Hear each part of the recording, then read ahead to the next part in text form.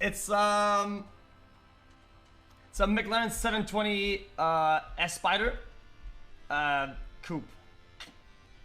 Guys, I had to pull the trigger. Guys, I haven't bought anything for myself in the past whatever years, dude.